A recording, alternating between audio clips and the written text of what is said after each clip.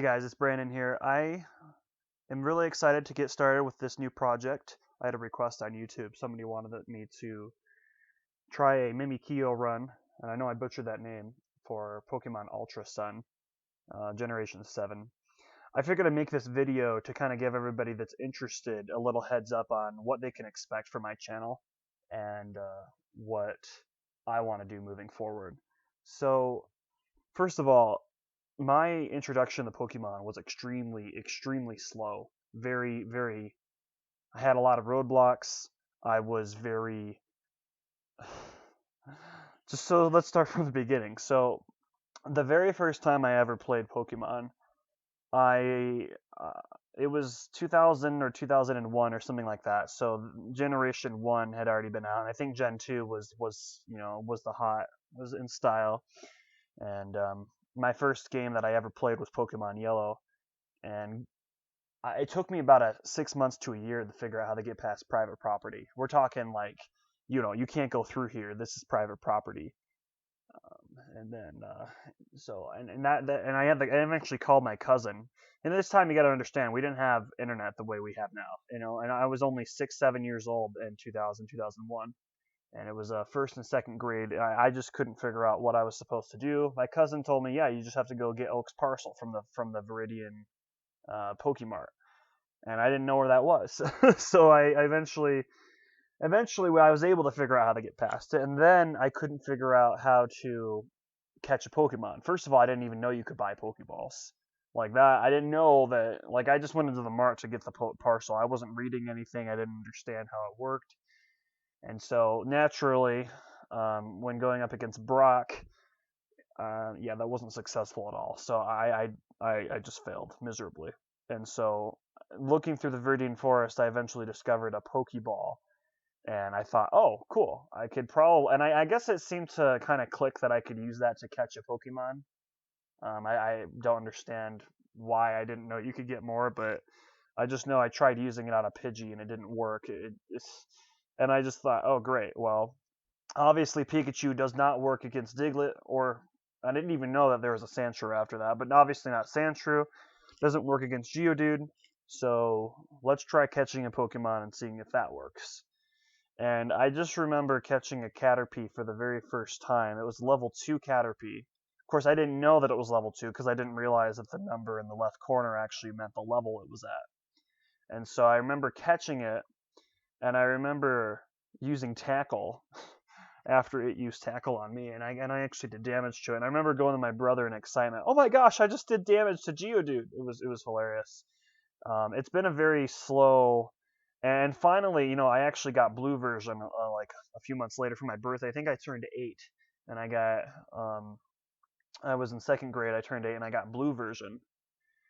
Actually, it might have been when I turned 7, but I got blue version, and I ended up getting a Squirtle, and I figured out obviously Brock was easy at that point because it learned Bubble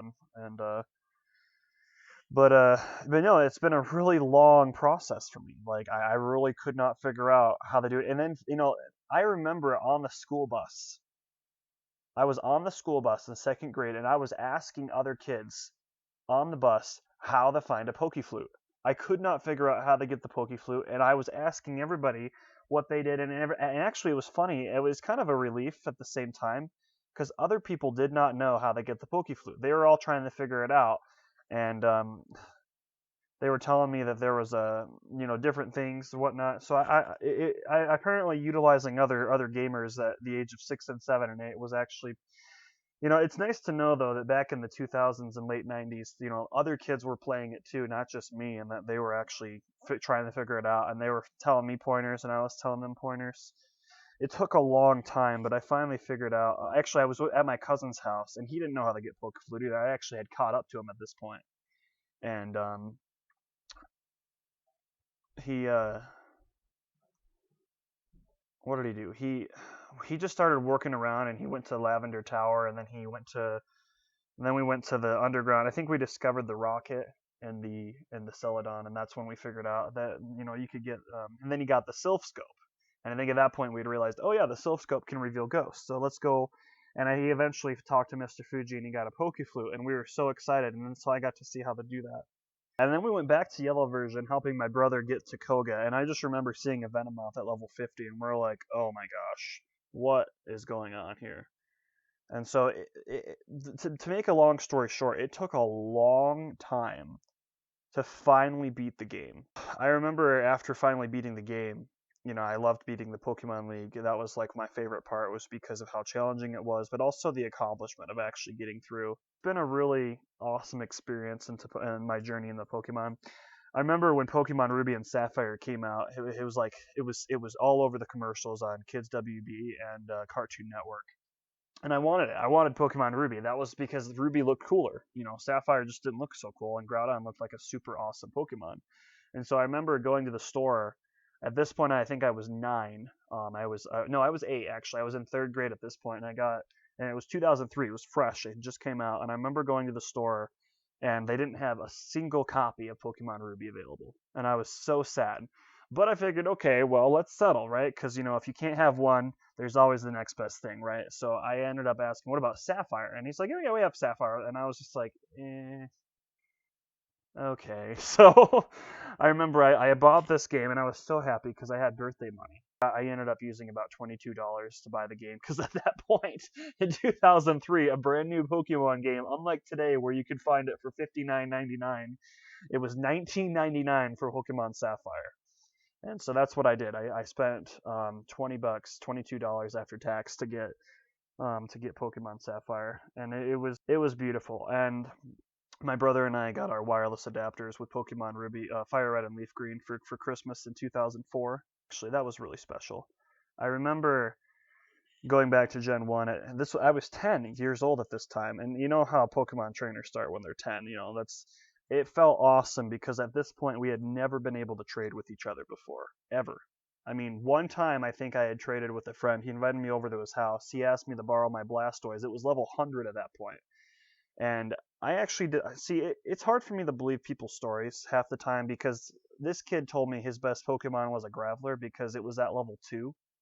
And it was his last Pokemon, and he was dying, and apparently it somehow tanked an attack he was fighting. I think he was fighting Whitney's Miltank, and after using Rollout a bunch of times, it was starting over or something like that. And then when he attacked it with a Tackle, it beat the Miltank and caused his Geodude to grow to level like 20. And I didn't believe that, but then I realized it's actually theoretically possible that he could have, because Geodude actually levels up much faster than, as far as I understand. So it's very possible, and I've actually seen it grow to level 14 after a similar kind of. So it's very possible, but for a lot of people, I just really didn't want to believe their stories. He wanted to borrow it to get past Claire, and I said sure, and so we ended up trading a Blastoise for a Graveler, and that's how I got Golem in the first game. And so we did a cross-gen trade. So yeah, no, we got to trading finally for the first time. I got to have all 3 starters, and that felt pretty awesome. My favorite Pokemon game for all the generations that I've ever played, was actually Pokemon Emerald. Emerald was definitely the peak, in my opinion, of the Pokemon universe. While the characters were kind of dry, the design was still pretty good, to the extent of the writers. I've just noticed from looking at Gen 6, Gen 7, and Gen 8 as it's been coming out, a lot of the design seems to be very rushed, and that's not necessarily a bad thing, because obviously there's demand for it, and so they want to get the next game out. But I stopped after Gen 4. That was my last, and the biggest reason was because Gen 3 was my absolute favorite. The battle system was fast. The pace continued, and I'm not gonna lie, Gen 2 was definitely good because of the going back to Gen 1 and fighting all the bosses and stuff. And although I was hoping that you could get 24 badges in Gen 3, I was still pretty satisfied with Pokemon Emerald, just because of, with Ruby, it looks like the Magmas are bad, and then Sapphire, it's like, okay, the Aquas are actually bad, and then Emerald, like, it gives you the whole story on what really happened. Team Aqua and Team Magma are both bad, and they're just rivals for their purpose. And then you get to fight against both of them, and also you get the entire series. You get the first true multi-battle with you and Steven versus Tabitha and Maxie. And so just because of all that stuff that you have, not to mention the Battle Frontier, Scott was kind of annoying at first, but he eventually grew on me, and I realized he's just looking for people to become, people in the Battle Frontier. And of course, at that time, I had no idea that EV training was even a thing. And overall, it was a really good experience. It's also, I decided I love the game so much, I actually invested probably about 900 hours in it, maybe even more, so I could get all 386 Pokemon. I actually got 380 because you can't get the other six until, unless you have some live event. By that point, it was about 2009, 2010, and I had gotten all 386. But I got 380, and then I used a Game Shark to get the last six. So I did as much as I could, um, without cheating before I actually had the cheat to get the last six. And it was a really good experience. I really enjoyed getting all the symbols. The silver symbols I got without any help, without actually even figuring out what EV training was.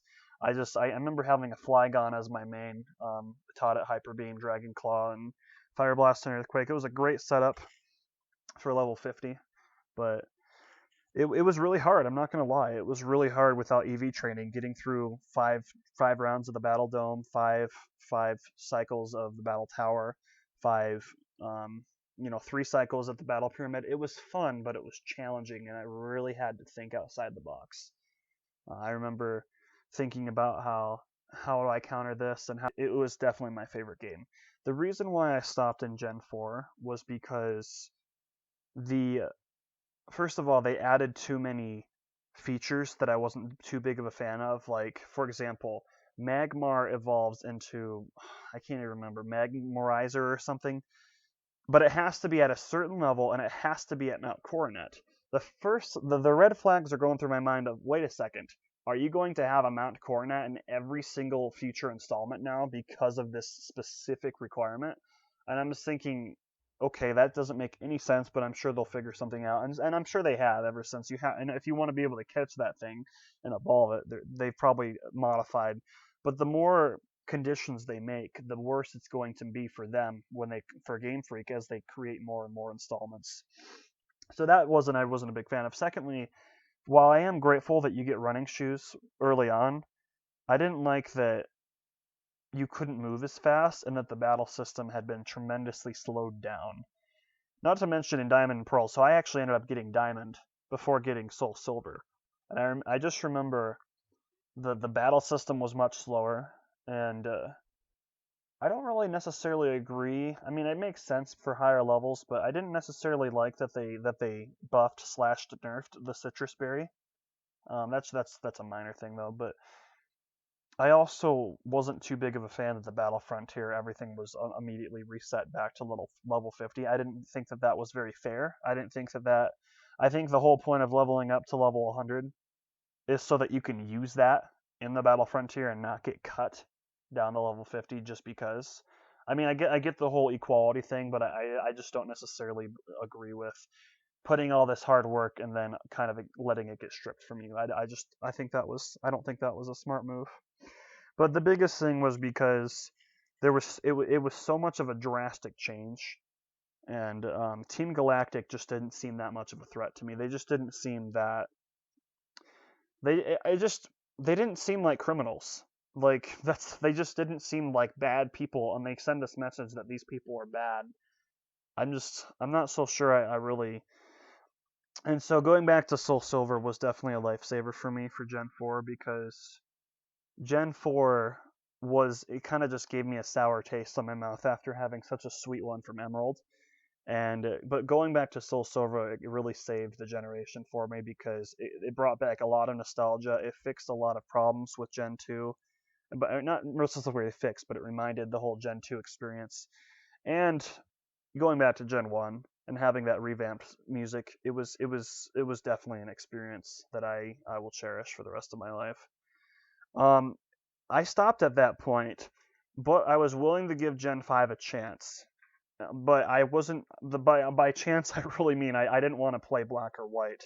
I actually wanted to play Alpha Ruby and Omega Sapphire.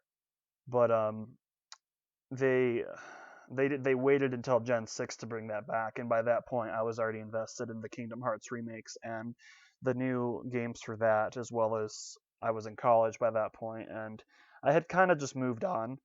I had always told myself, if they bring back Gen 3 for the Gen 5 crossovers, I will definitely come back and play them because I loved Gen 3, and I always wanted to be able to play the remake and see how they do that. But unfortunately, they didn't. They did Black 2 and White 2, and so by that point, I had moved on. I decided to move on, and naturally, 3 years later, 2 or 3 years later, they did finally bring back Gen 3, but like I said, I had already moved on. So